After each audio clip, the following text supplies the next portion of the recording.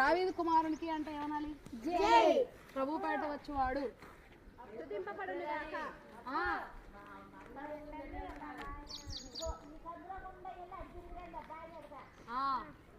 ప్రభుపేట వచ్చేవాడు స్తుతింపబడుగాక.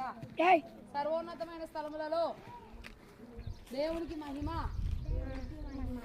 గాడిదనేనయ్యా చిన్న గాడిదనేనయ్యా, యేసురాజు స్వారీ చేసిన గాడిదనేనయ్యా, గాడిదనేనయ్యా, చిన్న గాడిదనేనయ్యా, యేసురాజు స్వారీ చేసిన గాడిదనేనయ్యా, యేసురాజు వెళ్ళగా